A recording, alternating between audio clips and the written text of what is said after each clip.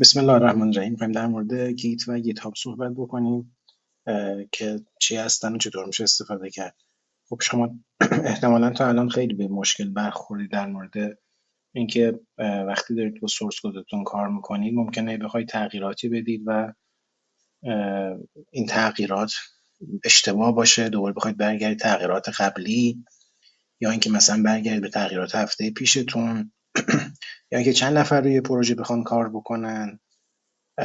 خلاصه در واقع توی کارهای بزرگتر و توی کارهای جدیتر اینطور نیست که شما فقط از فایل منیجر ویندوز یا حالا لینوکس برای مدیریت پروژهتون و فایلاتون استفاده کنید. ابزارهای پیشرفته تر رو بهتری باید استفاده بشه تا در واقع شما بتونید سورس کدتون رو مدیریت. یکی از این ابزارهایی که میشه برای مدیریت سورس کد استفاده کرد خب طبیعتا گیته که معروف ترینش هم هست از قضا و توسط شخص به نام لینوس توروالدز نوشته شده که ایشون نویسنده کرنل لینوکس هم هستن در ابتدا. میخوایم بریم در مورد گیت صحبت بکنیم که چی هست و چیکار میکنه. اول خب برای نصبش باید وارد این سایت بشید. برای ویندوز اگر میخواید دانلودش بکنید و برای حالا اپراتورهای سیستم عامل مختلف هست که دانلود میکنید و نصبش میکنید. من اینجا نصبش نمیکنم ولی خب دیگه شما باید دانلودش بکنید و نصبش بکنید و به محض اینکه نصب بشه شما باید بتونید در واقع اگر تو استارت منوتون گیت بنویسید باید یک مثلا گیت cmd یا گیت بشی بتونید اجرا بکنید که دستورهای گیت رو بتونید اجرا بکنید. خب یه همچین ویندویی باید به شما داده بشه، مثلا گیت میزنید دیگه در واقع چیز بدی فوش نده که من این دستور رو ندارم. اگر هم توی لینوکس هستید که میتونید بنویسید مثلا apt install git و نصبش بکنید که این قبلا نصب کردم و کافی بنویسید مثلا گیت و ببینید که نصبه، یعنی کار میکنه. ما برای اینکه از گیت استفاده بکنیم لزوم نداره یعنی گیت هاب استفاده بکنیم، ما میتونیم از گیت خالی استفاده بکنیم. گیت به تنهایی کفایت میکنه. گیت هاب در واقع یک UI و یک واسط کاربریه که کار با گیت رو برای ما ساده تر میکنه. پس لزومی نداره این دو تا با هم استفاده بشن و شما میتونید شخصا و توی پروژه شخصیتون صرفا از گیت استفاده بکنید و از گیت هاب استفاده نکنید. گیت هاب UI. حالا باید بدونیم که یه مفهوم کلیدی به نام ریپازیتوری توی گیت یعنی چی؟ گیت برای اینکه پروژه شما رو مدیریت بکنه برای هر پروژه به صورت جداگانه یک ریپازیتوری لحاظ میکنه که صرفا یک سری فایل و هیچ چیز عجیب غریبی نیست و فایل ها شامل سورس کدهای خودتونه و یک سری فایلی که گیت ایجاد میکنه تا پروژه شما مدیریت بکنه. خب قرار شد گیت بتونه تغییرات پروژه شما رو مدیریت بکنه، ورژن های مختلف پروژه شما رو مدیریت بکنه. بالاخره برای این مدیریت یک سری فایل لازم داره و این فایل رو توی در واقع ریپازیتوری ذخیره میکنه. پس ریپازیتوری شامل سورس کدهای شماست و سایش یه سری در واقع فایلایی که خود گیت ایجاد میکنه که بتونه پروژه شما مدیریت بکنه. ورژن کنترل ها چی هستن؟ ببینید ما در واقع یه چیزی داریم به نام ورژن کنترل سیستم ها که گیت یکی از ورژن کنترل سیستم ها یا VCS هاست که بالاخره تا الان احتمالاً حد زدید که یه راهیه واسه مدیریت فایل ها و پوشه های پروژه که میتونیم تغییراتش رو در طول زمان نگهداری بکنیم، دنبال بکنیم. همونطور که گفتم آقا من تا هفته پیش چه تغییراتی دادم، الان امروز چه تغییراتی دادم، تغییرات رو بررسی بکنم ببینم که میخوام اصلا این تغییرات رو داشته باشم یا نه. خیلی راحت برگردم به آخرین نسخه‌ای که مطمئنم کار میکنه و تغییرات فعلی رو دور بریزم یا یک سری از تغییرات فعلی رو دور بریزم که در واقع این کل کارهایی که ما میتونیم با استفاده از گیت، یه بخشی از کارهایی که ما با استفاده از گیت یا در کلان ورژن کنترل سیستم ها میتونیم انجام بدیم. ورژن کنترل سیستم ها دو حالت دارن، یعنی ورژن کنترل سیستم قدیمی معمولا سنترالایز بودند و یه واحد مرکزی وجود داشت که اصلا ما الان نمیخوایم درگیرش بشیم. ما در مورد دیستریبیوتد ورژن کنترل ها مثل گیت صحبت میکنیم. چرا بهش میگیم دیستریبیوتد؟ به خاطر اینکه در واقع گیت اومده یه مشکلی رو حل بکنه، اینکه چندین نفر بتونن به سادگی روی یک پروژه همزمان کار بکنن، تغییراتشون رو اعمال بکنن و اگر دوست داشتن در واقع این تغییرات رو روی سرور نهایی هم مثلا وارد بکنن. خب پس شما اگر مثلا چند تا دوست هستید و میخواید روی پروژه کار بکنید، با استفاده از گیت خیلی راحت میتونید روی یک پروژه کار بکنید و در نهایت تغییراتتون رو برای همدیگه ارسال بکنید. به این شکل هست که هر کدوم از شما یک نسخه ای از ریپوزیتوری خواهید داشت، تغییراتتون رو اعمال میکنید و این تغییرات رو برای هم دیگر ارسال میکنید که این جزئیات رو کم کم با هم دیگه در واقع باهاش آشنا میشید. روال اینطوریه توی گیت، یعنی کاری که ما میخوایم توی گیت بکنیم به این شکله. ما یه ریپوزیتوری داریم که حالا ساختیمش یا قبلا ساخته شده، ها این جفتش رو میبینیم. ما یک ریپوزیتوری داریم که با اون ریپوزیتوری کار خواهیم کرد و گفتیم ریپوزیتوری شامل سورس کدهای ماست و حالا فایلایی که گیت مدیریتشون میکنه و با استفاده از اونها کار رو برای ما ساده تر میکنه. ما یه عبارتی داریم به نام کلون کردن. کلون کردن یعنی یک نسخه از اون ریپوزیتوری برای خودم میخوام بگیرم و به محض اینکه در واقع کلون کردم میتونم شروع بکنم روی سورس کد کار بکنم. من عملیات کلون انجام میدم و یه ورکینگ دایرکتوری برای خودم ایجاد کنم. این عبارات منطقیه، یعنی شما چیزی به نام ورکینگ دایرکتوری ممکنه به صورت صریح نداشته باشید، ولی دارید کار میکنید به اون جایی که دارید کار میکنید میگن ورکینگ دایرکتوری که حالا میبینید. یه سری سورس کد دارید که حالا قبلا یک نفر ایجاد کرده یا اصلا یک ریپوزیتوری خالی دارید که تازه ایجادش کردید، هیچ سورس کدی نداره. شروع میکنید توی پروژهتون تغییرات ایجاد کردن. ادیت میکنید فایل رو، ویرایش میکنید، اد میکنید فایل های جدیدی، موو میکنید فایل ها رو. بالاخره یک سری مودیفای های، تغییرات های توی اون ورکینگ کپی که دارید، اون کلونی که کپی که از ریپوزیتوری گرفتید، شما یک سری تغییراتی شروع میکنید به ایجاد کردن. در تغییراتی که دادید رو در مرحله بعدی ریویو میکنید و میبینید که آقا این تغییرات رو اصلا میخوام داشته باشم یا نه، و بعد این تغییرات رو کامیت میکنید. کامیت کردن به معنی تثبیت کردن و انگار تافت زدن به اون تغییرات که آقا این تغییرات رو میخوام نگهشون دارم، تغییرات رو دوست دارم. میتونید تغییرات رو دور بریزید، بگید من تا اینجا رفتم جلو، این تغییرات رو دوست ندارم.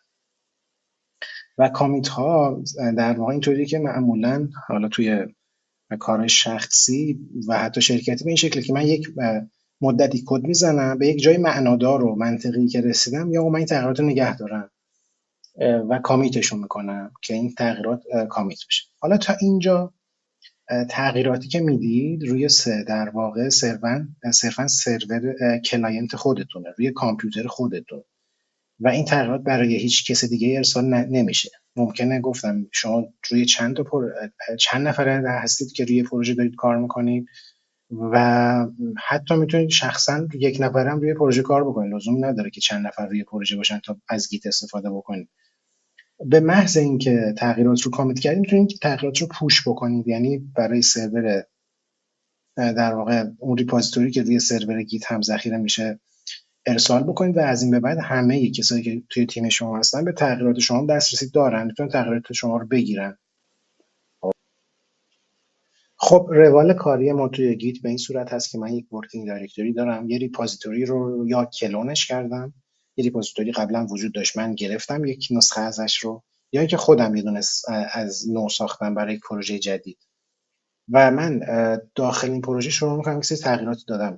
طبیعتا این تغییراتی که میدم مثلا ممکنه من 10 فایل رو تغییر بدم و گفتیم کامیت یعنی تثبیت کردن این تغییرات، حفظ این تغییرات و هویت دادن به این تغییرات که بعداً بتونم برگردم به اینجا بگم من میخوام برگردم به تغییرات مثلا هفته پیشم. گیت به این صورت کار میکنه که شما تغییراتی که میخواید در کامیت بعدی باشه، در بسته‌بندی بعدی باشه، اینها رو باید انتخابشون بکنید، بهش میگن استیجشون بکنید. خب و این فایل ها میرن در استیجینگ ایریا اگر صلاح دونستید چیزایی که در استیجینگ ایریا هستن رو میتونید کامیتشون کنید که دیگه اون وقت از استیجینگ ایریا خارج میشن و یک کامیت رو تشکیل میدن. پس در واقع بریم همدیگه با همدیگه این رو در عمل ببینیم. فرض کنید من یه دونه یک پروژه اینجا ساختم، یه فایلی، یه فولدری ساختم به نام my project.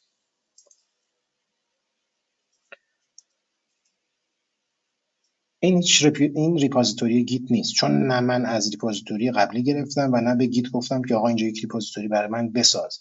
میخوام اینجا یک ریپوزیتوری بسازم. کاری که میکنم دستور گیت اینیت رو تایپ میکنم و این برای من یه دونه ریپوزیتوری خالی ایجاد میکنه. اگر ls-a بزنم میبینیم که با اینکه پوشه ما خالی بود ولی الان یک پوشه ایجاد شده به نام دات گیت. فایل پوشه هایی که با نقطه شروع میشن توی لینوکس پوشه های مخفی هستن. یعنی اگر شما اینجا ls خالی بزنید میگه که آقا این پوشت خالیه. در صورتی که ls-a بزنم بگم هیدن ها رو هم به من بده میگه یه پوشه دات گیتی وجود داره. خب بذارید من مثلا فرض کنید یه فایل main.rs بسازم و در واقع چیکار کردم؟ اومدم و یه سری فایل جدید ساختم و اینها رو توی ورکینگ دایرکتوریم ساختم. ورکینگ دایرکتوری من همین جاییست که دارم کار میکنم توی مای پراجکت. الان با استفاده از دستور پرکاربرد گیت اینیت میتونم وضعیتم رو ببینم. خب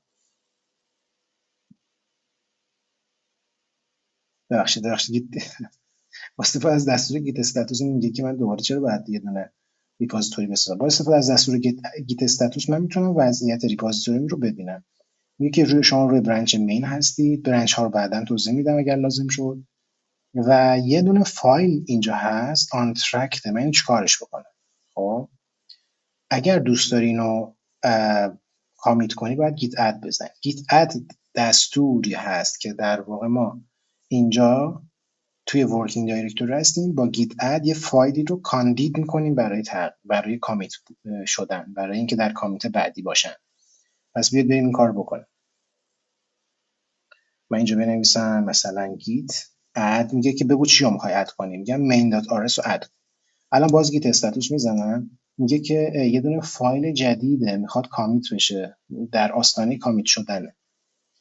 میگیم بله یه فایل داریم به نام main.rs میخوایم این کامیتش بکنیم. و کامیت یعنی که این main.rs میخواد در واقع تثبیت بشه تغییراتش. حالا میبینیم یعنی چی.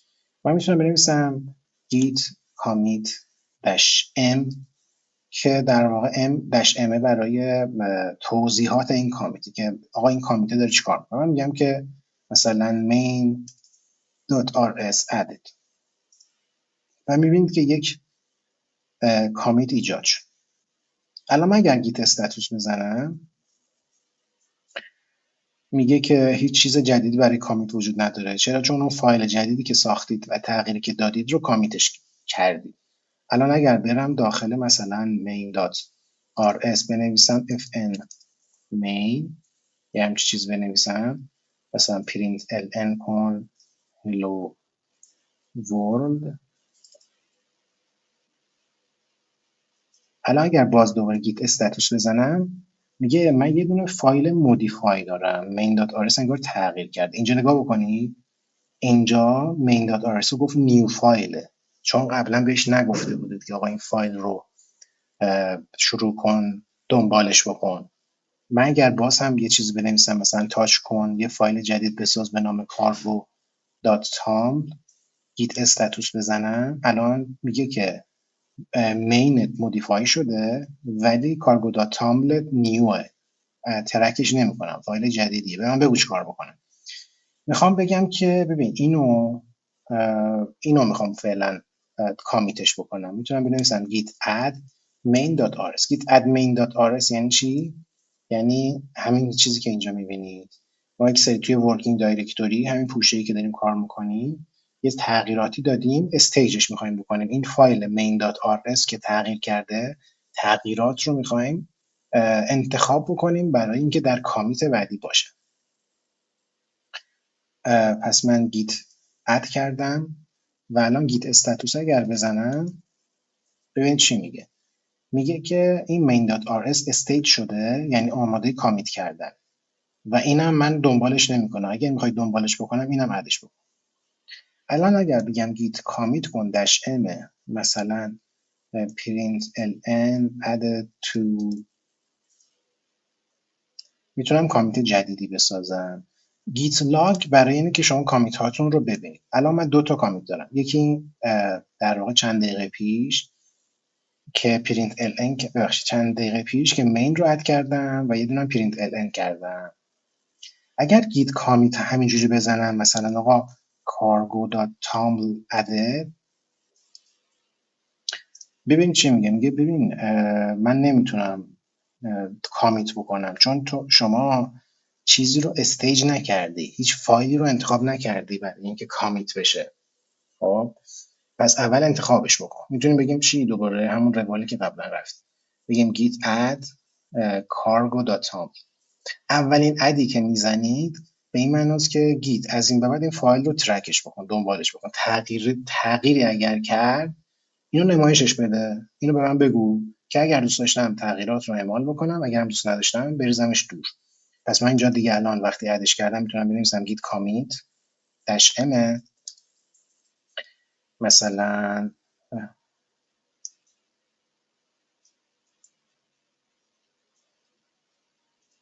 الان گیت سرچ بزنم میبینید که دیگه اوضاع کلینه، خوشحالیم. و گیت لاگ اگر بزنم 3 تا کامیت خواهم داشت. خب من برم اینجا توی در واقع یه پروژه جدید با استفاده از کارگو یه دونه پروژه جدید بسازم، مثلا نیو پراجکت 2. بعد برم نیو پراجکت 2 رو باز بکنم، ls-a بزنم، ببینم که میبینم بدون اینکه من گیت اینیت بزنم یه دونه دات گیت وجود داره. این چرا وجود داره؟ به خاطر اینکه به محض اینکه شما کارگو نیو میزنید، این کارگو نیو برای شما خودکار یک ریپازیتوری هم اینجا ایجاد میکنه، یعنی خودکار میتونید شروع کنید از گیت استفاده بکنید. بریم با هم دیگه ببینیمش توی وی اس کد.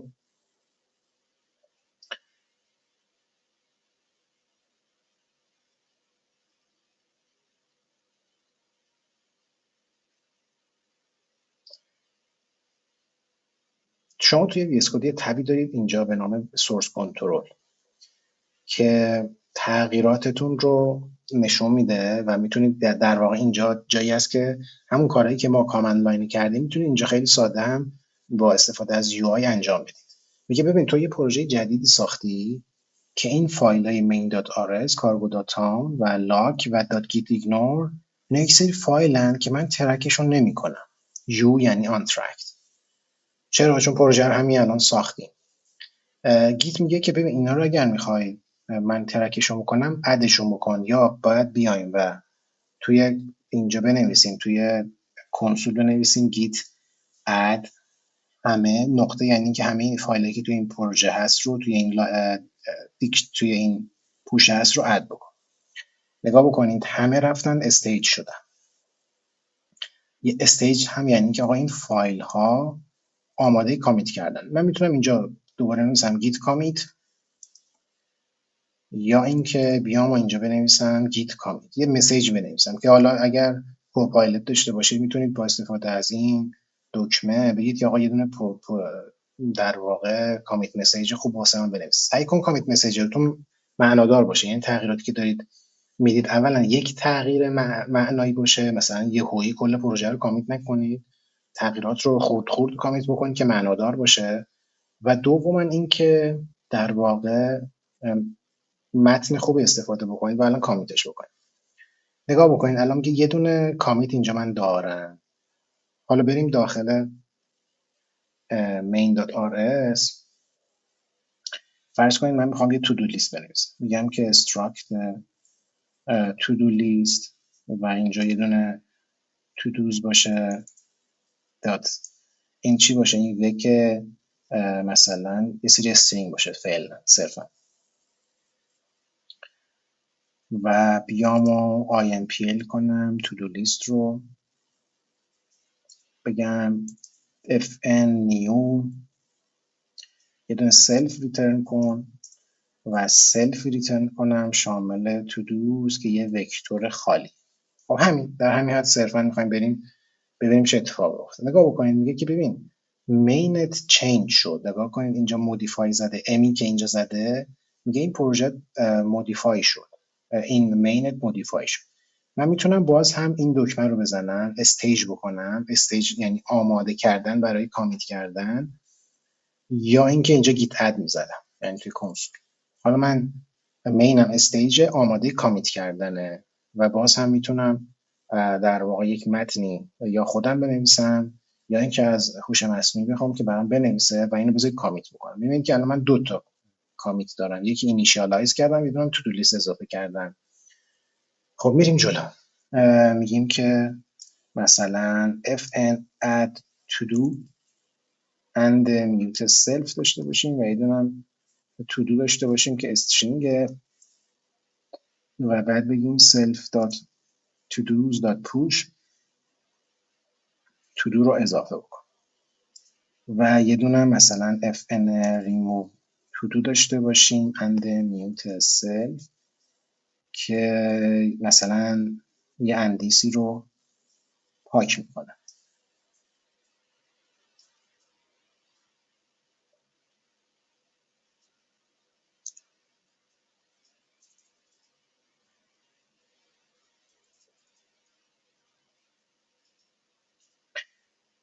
و اینجا میخوایم بگیم که مثلا اگر ایندکس بزرگتر مساویه با self dot to do's dot lene ریترن کن ERR و index out of range. در غیر این صورت بیا و در واقع توی self dot to do's remove کن ایندکس رو و ریترن کن اوکیه، حالا هیچی رو. خب الان من خوشحالم و برنامه مثلا داره کار میکنه. میخوام تغییرات رو کامیت بکنم. نکته اول این که من اگر اینجا بزنم به من میگه ببین اینا تغییر کرد، اینا رو نسبت به ورژن جدید قبلی اینا رو داشتی، اینا رو قبلا کامیت کرده بودی ولی اینا جدیده، اینا رو چیکار بکنم؟ اینا رو میخوای کامیت بکنیم یا نه؟ خب که ما میتونیم یا کلش رو اضافه بکنیم، خب، و یا اینکه مثلا فرض کنید حتی من بیام داخل مین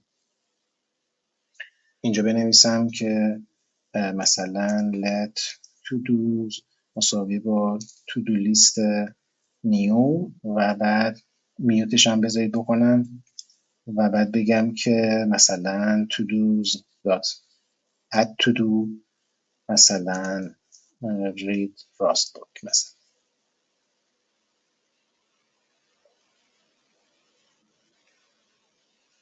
بازم اگر برم داخل این تغییراتم میبینید که میگه اینجا یه سری تغییرات داری، اینجا هم یه سری تغییرات داری، چیکار بکنم؟ فرض کنید بازم دارم تغییر میدم، مثلا گیت ببخشید کارگو اد کردم مثلا سرد و سرد جیسون واسه اینکه تو دو لیستام توی جاوا توی جیسون ذخیره بشن. نگاه کنید میگه تو سه تا فایل رو تغییر دادی، main.rs cargo.toml که اینو اضافه کردی. وقتی cargo.toml هم دیپندنسی اضافه میشه خواه ناخواه این cargo.log هم تغییر میکنه. خب پس من یکی میتونم این که بیام همه رو اضافه بکنم، اینا رو کامیت بکنم. نگاه بکنید این دکمه، من اینو یه دقیقه ریموو بکنم، یا اینکه این تغییرات رو همه رو اینجا این دکمه رو بزنم و استیج بکنم همه تغییراتی که دادم که گفتم کار خوبی نیست، یه چیزی که بهم ربط داره رو جدا کنید. من میتونم مین رو جدا کامیت بکنم، بگم من یک سری تغییراتی دادم توی مینم، اول اونو کامیت میکنم. چه تغییراتی دادم؟ بذار ببینیم هوش مصنوعی خودش خوب حدس میزنه. آره مثلا میگه که ایمپلیمنت کرد add to do remove to do واسه تو دو لیست، اینو کامیت میکنم، یه دونه کامیت اضافه شد. میام بعد تغییرات جدیدم رو اضافه میکنم که این سرد و سرد جیسون رو اضافه کردم که بازم احتمالاً حدس خوبی میزنه که آره اینا اضافه کرد واسه اینکه میخوایم جیسون رو اضافه بکنیم. پس همینطور میبینید من دارم به مرور تغییر میدم و این تغییراتم رو میتونم کامیت بکنم. این رو هم دیدیم که اگر من اینجا یه دونه فایل جدید اضافه بکنم، مثلا فرض کنید یه دونه lib.rs اگر داشته باشم، اگر برم داخل اینجا به من میگه که این lib.rs یو آن ترکت چیکارش بکنم، که باز میتونیم اضافهش بکنیم و شروع بکنیم با بهش در واقع تغییراتی اضافه بکنیم و کامیتش بکنیم. خب حالا فرض کنید من اینجا یه تابعی دارم اضافه میکنم به نام مثلا فرض کنید fn list و این میخواد پرینت بکنه.